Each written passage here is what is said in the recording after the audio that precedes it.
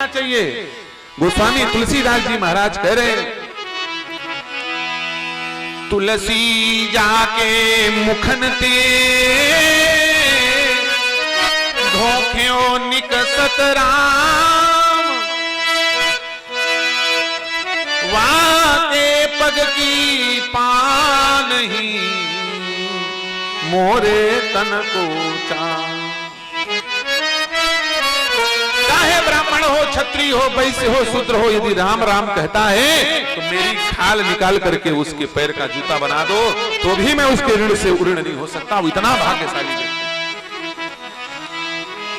तो जो राम का है वो हमारा है, जो भगवान का है, जो धर्म का है, जो सनातन धर्म मानता है वो व्यक्ति पूजनीय है। हमारे यहाँ कभी कोई दलित नहीं हुआ, दलित शब्द का उच्चारण नहीं हुआ। ये दलित शब्द का उच्चारण अपनी सत्ता की रोटी सेकने वाले पथलोलुप, पदलोलुप, पदभ्रष्ट विदेशी षड्यंत्रकारियों का यंत्र बनकर के कार्य करने वाले पतनोन्मुखी विचारधारा से ओतप्रोत इन भ्रष्ट राजनेताओं ने इस दलित शब्द को उत्पन्न किया। कभी दलित शब्द नहीं रहा। आप बोलोगे महाराज ये कई जाति हैं जिनका नाम ले लोगे तो जेल चले जाओगे, ये किसने नाम दिया है? तो सुन लो मेरी बात। रैदास जी महाराज कह रहे हैं। ये रैदास जी कौन हैं? हमारे यहां कभी चमड़ा छीनने का काम नहीं होता था। ये चर्मकार जो चमड़े का काम करते हैं, चर्म को आकार देने वाले, ये कार्य नहीं होता था। आप बोलोगे कैसे? जीव की हत्या ही नहीं होती थी। ढोलक मंजीरा बनाने वाली एक जाति थी, उसको कहते हैं सोलहा, शोल का कार्य करने वाले। लेकिन ये चर्मकार नाती का कभी हमारे शास्त्रों में वर्णन नहीं आया।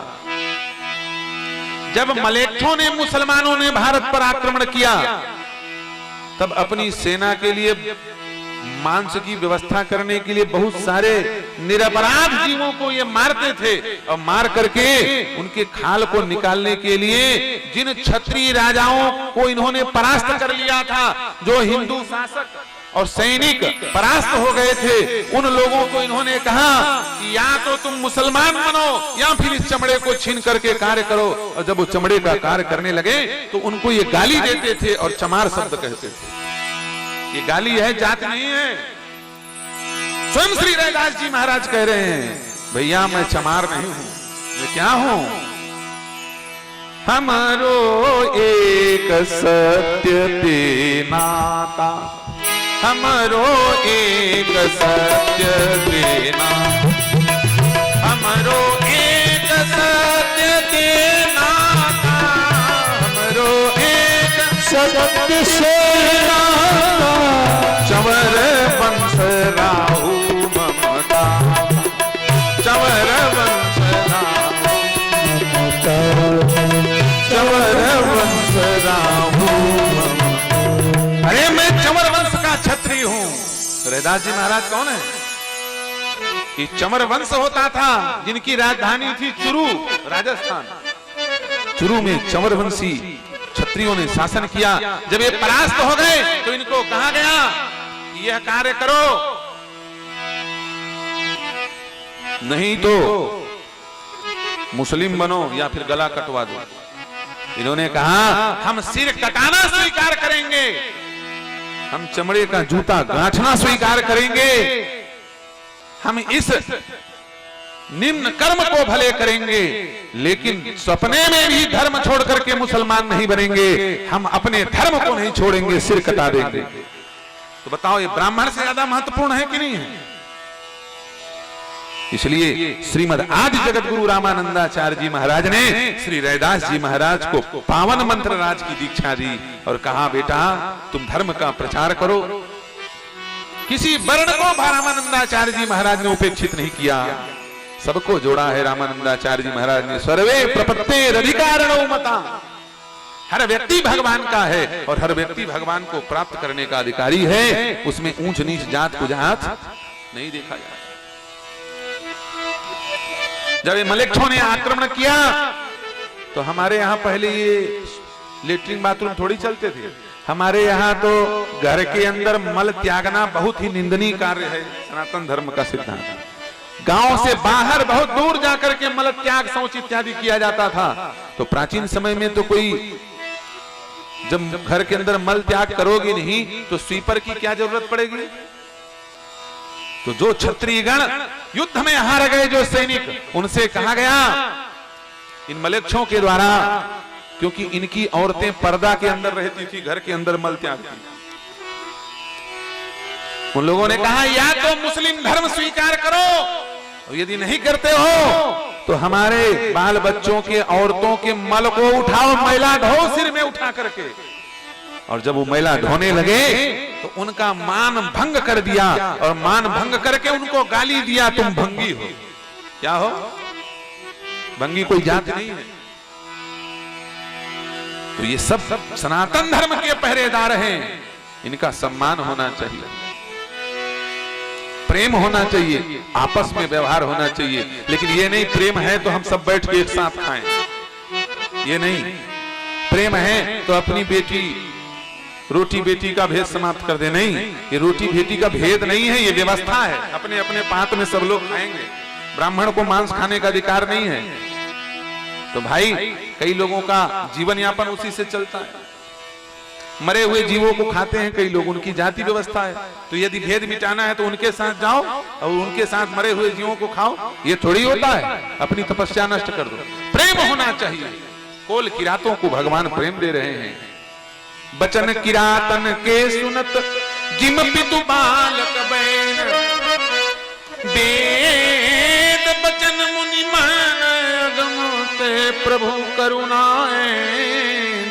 जो वेद वाणी सुनन, जिनको ब्राह्मण लोग अपनी वेद वाणी सुनाने के लिए तरसते हैं, वो भगवान इन मांस भक्षी कोल किरातों की वाणी को सुन करके मुस्कुरा। ये होता है प्रेम। अंदर से भेद मत मानो, लेकिन बाहर से जो व्यवस्था है उसको चलाओ, क्योंकि वर्णाश्रम समाज को चलाने की व्यवस्था है। जब तक सनातन धर्म रहा, जब तक सनातन धर्म में वर्ण व्यवस्था रही, कोई बेरोजगार नहीं। देखो आज आपका बेटा क्या करेगा, बड़ी समस्या है। लेकिन ब्राह्मण का बेटा भागवत करेगा, ब्राह्मण का बेटा रामचरितमानस बोलेगा, ब्राह्मण का बेटा पूजा कराएगा, ब्राह्मण का बेटा स्कूल में शिक्षा देगा, ब्राह्मण का बेटा न्याय दिलाने के लिए दलील पेश करेगा। यदि वर्ण व्यवस्था लागू कर दी जाए तो जितने डॉक्टर हैं वो सब ब्राह्मण हो जाएंगे, जितने वकील हैं वो सब ब्राह्मण हो जाएंगे, जितने शिक्षक हैं कक्षा 1 से लेकर के PhD कॉलेज तक वो सब ब्राह्मण हो जाए। बेरोजगारी खत्म। 8 करोड़ ब्राह्मण है भारत देश में, तो 8 करोड़ नौकरी थोड़ी करेंगे। 1 करोड़ कर लिए, 2 करोड़ तो 1 के 4 होते हैं। व्यवस्था खत्म। कोई टेंशन है इनको बेरोजगारी का। अब क्षत्रिय की बारी आई। यदि वर्ण व्यवस्था लागू कर दी जाए तो जितने क्षत्रिय हैं वही विधानसभा में विधायक का चुनाव लड़ेंगे, शासन करने का कार्य रहेंगे। वही CM, वही PM, वही राष्ट्रपति, ये बनेंगे। जितने नेता हैं क्षत्रिय हो जाएंगे, जितने सैनिक हैं, जितने पुलिस हैं, वो सब क्षत्रिय हो जाएंगे। बेरोजगारी खत्म क्षत्रियों की। अब उसके बाद बनिया लोगों में आ जाओ, वैश्य में। तो वैश्य लोगों का कार्य है कृषि गौरक्ष वाणिज्यम वैश्य कर्म स्वभावजम। गीता में कहा गया खेती करो, व्यवसाय करो, गौ की सेवा करो। ये किसका कार्य है? नंद बाबा वैश्य हैं। नंद बाबा क्या हैं? वैश्य हैं। यदि वर्ण व्यवस्था के अनुसार वैश्य जीवन यापन करें तो जितने भारत के दुकान हैं वो सब बनिया खोलेंगे। बनिया कम पड़ जाएंगे, क्योंकि वैसे ही कम है वो लोग। अब इसके बाद आ जाओ अंत्यज अर्थात शूद्र में। तो सबसे ज्यादा आर्थिक स्थिति मजबूत शूद्रों की होगी, याद रखना, अंत्यजों की होगी, यदि वर्ण व्यवस्था लागू की जाए। कोई भी व्यक्ति भूखा नहीं सोएगा, और कोई भी आदमी ऐसा नहीं होगा जिसके बैंक में 1 करोड़ रुपया अकाउंट FD ना हो। कई लोग कहते हैं हम विकसित छत्तीसगढ़, विकसित भारत बनाएंगे। तुम्हें विकसित छत्तीसगढ़ और विकसित भारत बनाने का मंत्र इस व्यासपीठ से मिल रहा है। कान खोल करके सुनो। इस फार्मूला को लागू कर दो, किसी को 15 लाख और 20 लाख दवाई पानी के लिए नहीं देना पड़ेगा। ये फालतू में भिखारी मत बनाओ अपनी प्रजा को। सरकार का खजाना लुटाना तब चाहिए जब अकाल पड़ा हो। क्या अभी अकाल पड़ा है क्या? परिश्रम से हमको कमाने दो, हमारी प्रजा को स्वावलंबी बनाओ, स्वाभिमानी बनाओ। मक्कार आवारा मत बना दो इनको। 2 रुपया किलो में चावल दे करके यदि दोगे तो शराब पी पी करके घर में पड़ेंगे। कितने का घर बिगड़ गया, बर्बाद हो गया। उनको इतना समर्थवान बनाओ कि ये 200 रुपये किलो का HMT चावल और बासमती चावल खा सके। ये बनाना है, तब हम मानेंगे विकास। जब एक एक व्यक्ति के घर में BMW कार खड़ी हो तब हम मानेंगे विकास। सब काम तुम करोगे तो भोजन करवाओ, जाके मुख्यमंत्री सबको खाना खिलाना शुरू कर। तुम दारू पीते सो भाई, हम खाना खिलाएंगे, और सोए सोए मर जाएं। सब प्रजा को अजगर बनाना चाहते हो? नहीं। यदि वर्ण व्यवस्था के अनुसार शासन होगा तो सच बताओ। हाँ, आज हमारे श्यामलाल साहू आए हैं बेचारे बहुत दूर से चलकर। ये साहू जी बैठे हैं, संतोष साहू, श्यामलाल साहू, किशोर साहू, धनगांव से आए हैं बहुत दूर से चलकर। सबसे पहले साहू जी की बात कर दे। कमाना नहीं पड़ेगा आपको। सच बताओ, साहू लोगों का कार्य क्या है? तेल का व्यवसाय। क्या व्यवसाय है? अब यदि वर्ण व्यवस्था के तहत आरक्षण लागू किया जाए तो भारत में जितना पेट्रोल पंप है वो सब साहू जी के नाम हो जाएगा। जितने डीजल पंप हैं, पेट्रोल पंप हैं, मिट्टी तेल की व्यवस्था है। सोयाबीन का तेल हो, चाहे मिट्टी का तेल हो, चाहे डीजल का तेल हो, चाहे पेट्रोल का तेल हो, चाहे अरसी का तेल हो, चाहे किसी का तेल हो, ये सब तेल व्यापार कौन करेगा? और कितना बड़ा व्यवसाय है इसका जानते हो? हर 10 किलोमीटर में एक पेट्रोल पंप चाहिए। उतने साहू नहीं मिलेंगे भारत में, खोजे पेट्रोल पंप के लिए। सबकी व्यवस्था हो गई कि नहीं हो गई? बताओ भाई। हाँ, तो ऐसे करो, हमारी बात कोई गलत है क्या? अच्छा, अब इसके बाद आ जाओ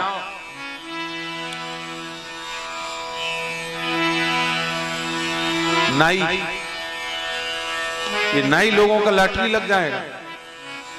ये जितना ब्यूटी पार्लर है सब नाई लोग खोलेंगे, जितना सैलून है सब नाई लोग खोलेंगे, जितने साज सजावटी का काम है सब नाई लोग करेंगे। बताओ, उतने नाई मिलेंगे? आज गांव वाले परेशान रहते हैं, हमारा गांव नाऊ नहीं है। उतने नाऊ नहीं है जितना काम है उनके पास, वर्ण व्यवस्था के अनुसार। उसके बाद आ जाओ, आगे चलो। मान लो चमड़ा गूंथने का काम है और हमारे चंवर वंशियों भाइयों को, चंवर वंश वाले भाइयों को यदि वो काम दे दिया जाए, सच बचाओ, ये जूता चप्पल का व्यवसाय उनको मिल जाएगा कि नहीं मिल जाएगा? 20-20 हजार के, 25-25 हजार के जूता पहनते हैं बड़े बड़े। चमड़े का बेल्ट, चमड़े का जूता चप्पल, ये सारा का सारा व्यवसाय। 125 करोड़ लोग चप्पल पहनते हैं साल में 2 बार। उतने हमारे चंवर वंशी भाई नहीं मिलेंगे। यदि वर्ण व्यवस्था के अनुसार जो हमारे साफ करने वाले, सफाई करने वाले 72 हैं, 72, देखो इनको गाली दिया गया है मलेच्छ शासकों के द्वारा। इनको भंगी कहा गया। भंगी कोई जात नहीं होती। हम जो बोल रहे हैं खूब चैनल में चल रहा है, कोई भी कानूनविद हमको पकड़ नहीं सकता। पूर्ण प्रमाणित बात कर रहा हूं मैं। भंगी कोई जाति नहीं, भंगी गाली होती है। हमारे यहाँ तो एक जाति होती थी जिसको 72 कहते थे। क्या कहते थे? 72 अपभ्रंश हो जाएगा तो 73 कहेंगे। 73 अपभ्रंश है, गलत है। 72 महत महत्तम 72 महत महत्तर महत्तम।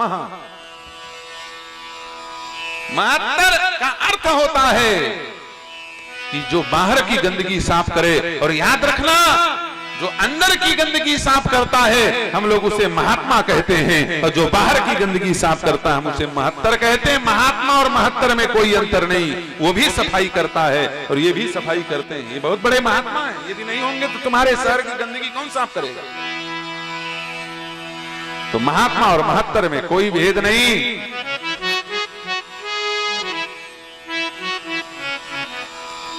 यदि वर्ण व्यवस्था के अनुसार इनको आरक्षण दे दिया जाए तो हजारों करोड़ का स्वच्छता बजट प्रधानमंत्री जी लागू कर रहे हैं। सारा पैसा किनके पास जाएगा? उतने काम करने वाले नहीं मिलेंगे, इनके बच्चों को भी नौकरी, 10 पीढ़ी के लिए नौकरी बैठी पड़ी है।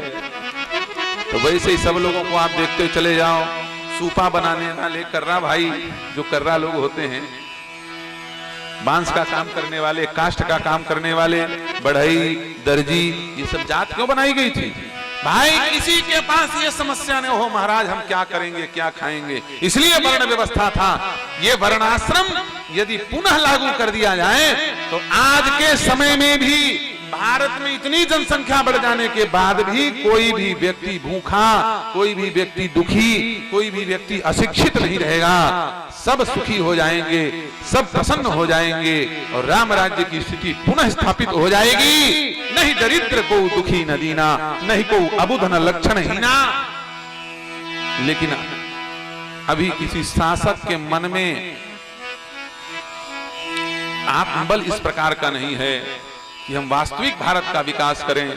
अभी तो हवाई विकास के चक्कर में सब लगे हुए हैं, तो किसी के मन में ये बात नहीं आ रही है। आज नहीं तो कल, कल नहीं तो परसों, परसों नहीं तो बरसों, जब भी भारत में राम राज्य आएगा तो वो केवल और केवल वर्ण व्यवस्था के द्वारा ही आएगा, दूसरा कोई उपाय नहीं हो सकता, याद रखिए।